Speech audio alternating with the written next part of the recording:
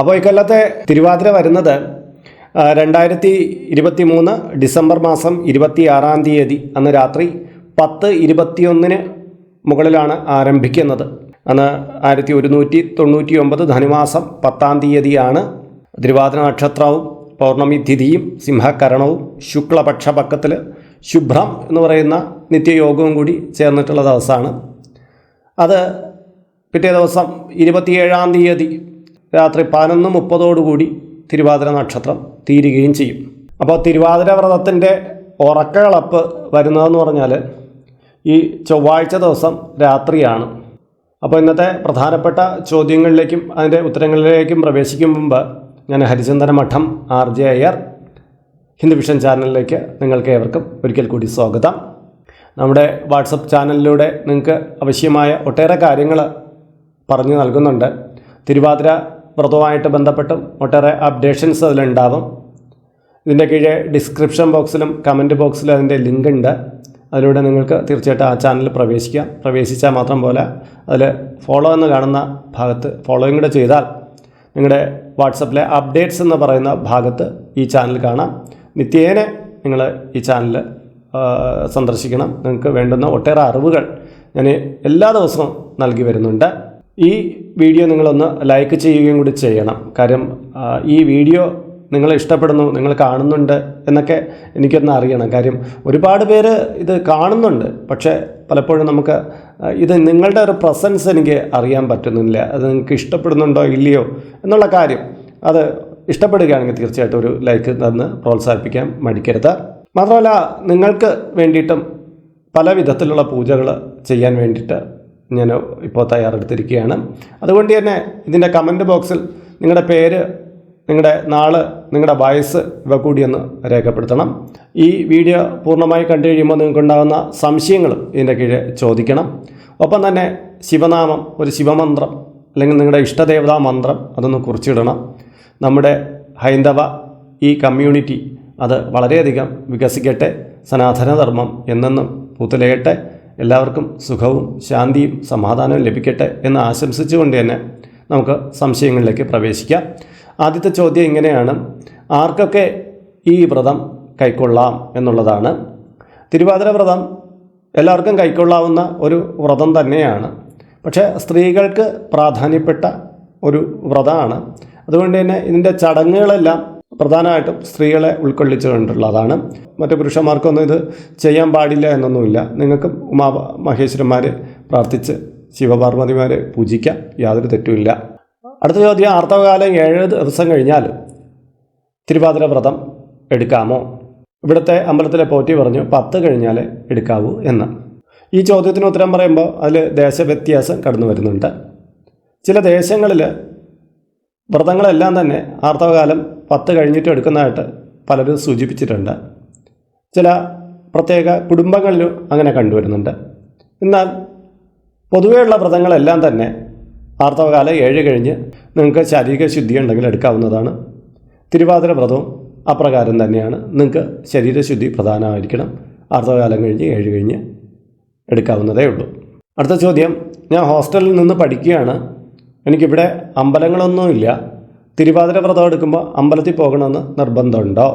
തിരുവാതിര വ്രതം എടുക്കുമ്പോൾ അമ്പലത്തിൽ പോയി തൊഴുത് പ്രാർത്ഥിക്കുന്നതും തിരുവാതിര ചടങ്ങുകളിലെല്ലാം പങ്കുകൊള്ളുന്നതുമാണ്. ഇത് വ്രതത്തിൻ്റെ നിഷ്ഠകളിൽ പറയുന്നത്. കാലം മാറുന്നതിനനുസരിച്ച് സാഹചര്യങ്ങൾ മാറുന്നുണ്ട്. എന്തായാലും വ്രതം എടുക്കാൻ തീരുമാനിച്ചത് വളരെ നല്ലതാണ്. അമ്പലത്തിൽ പോകാൻ കഴിഞ്ഞില്ലെങ്കിൽ നിങ്ങൾ എവിടെയാണ് ഉള്ളത് അവിടെ ഇരുന്ന് നന്നായി പ്രാർത്ഥിക്കുക. ആറാമത്തെ ചോദ്യം: വീട്ടിലൊരാൾക്ക് ആർത്തവമുണ്ടെങ്കിൽ വ്രതം എടുക്കാമോ? വീട്ടിൽ പണ്ട് മുതലേ കൂട്ടുകുടുംബ വ്യവസ്ഥിതി ഉണ്ടാകുമ്പോൾ അവിടെ ഒരുപാട് സ്ത്രീരത്നങ്ങൾ കാണും. അപ്പോൾ അവിടെ ആർക്കെങ്കിലുമൊക്കെ ആർത്തവം ഉണ്ടാവും.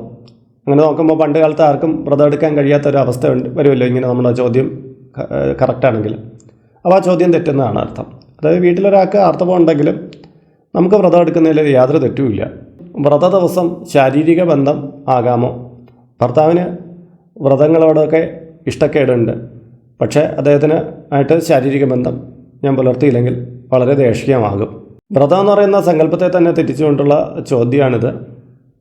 അപ്പോൾ ഭർത്താവിന് ഇത്തരം താല്പര്യങ്ങളൊന്നുമില്ല, അതായത് വ്രതം എടുക്കുന്നതിനൊരു താല്പര്യമില്ല, ഇഷ്ടക്കേടുണ്ട്, അങ്ങനെയൊക്കെ ഉണ്ടെങ്കിൽ നിങ്ങൾ നിങ്ങളുടെ ഭാഗം പറയുക. നിങ്ങളൊരു വ്യക്തിയാണല്ലോ, നിങ്ങൾക്ക് ഈ ദിവസം വ്രതം എടുത്തേ പറ്റുള്ളൂ എന്ന് പറയുക. ബാക്കിയുള്ള ദിവസങ്ങളിലെല്ലാം അദ്ദേഹത്തിന് വേണ്ടുന്ന ഒരു പങ്കാളി എന്നുള്ള നിലയിൽ നിങ്ങൾ പെരുമാറുന്നുണ്ടെങ്കിൽ അത് നിങ്ങൾക്ക് തുറന്ന് പറയാവുന്നതാണ്. അല്ലാതെ ഈ ദിവസം ശാരീരിക ബന്ധം വേണമെന്ന് പറയുന്ന നിഷ്ഠ പിടിക്കുകയും ഒപ്പം വ്രതം എടുക്കുകയാണെന്ന് പറയുകയും ചെയ്തു കഴിഞ്ഞാൽ അത് അതിൻ്റെ വിധിയിൽപ്പെടുന്നതല്ല.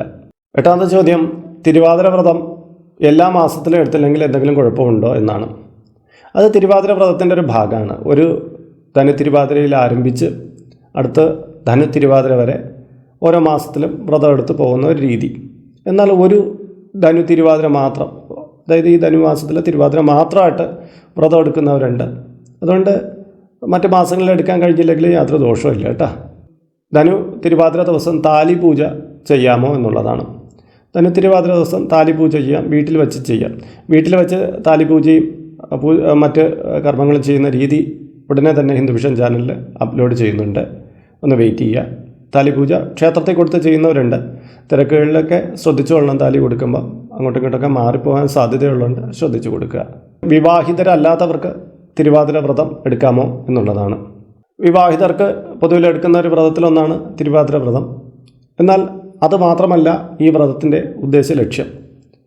വിവാഹിതരല്ലാത്തവർക്കും അവരുടെ ഭാവിയിലുള്ള ക്ഷേമകരമായിട്ടുള്ള കുടുംബജീവിതത്തിന് തിരുവാതിര വ്രതം എടുക്കുന്നത് എത്രയും നല്ലതായിരിക്കും.